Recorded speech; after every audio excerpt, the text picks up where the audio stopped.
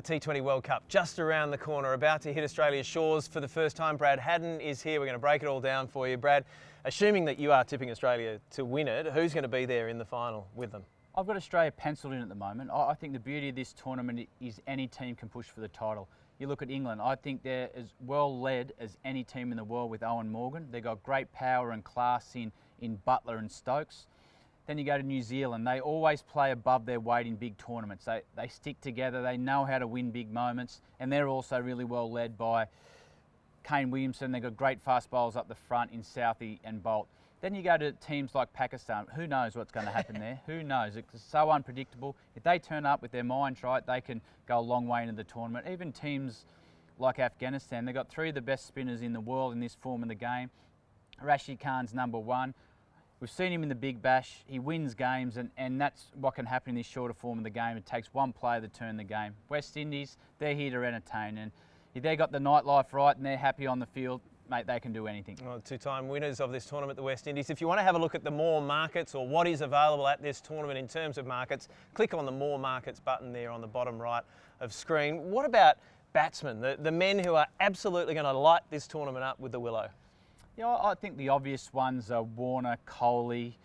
One to me that's going to be a bit different is Nicholas Purim. I think his strike rate will be in the top 3 of the tournament.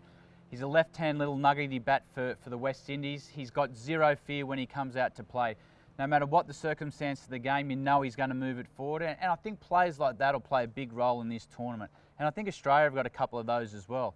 You look at Alex Carey. We've seen him at the 50 over World Cup. He closes that game out as well as anyone in the world. But we've seen him Big Bash. He's a 100 scorer in the top 3. So that gives us great balance there.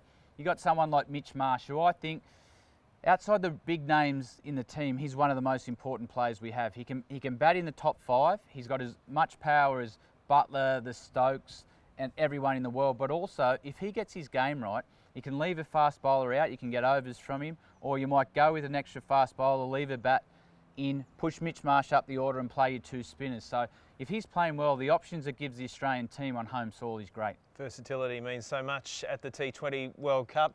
And the bowlers, and you look down the list of the top bowlers in the world at the moment, they're all spinners.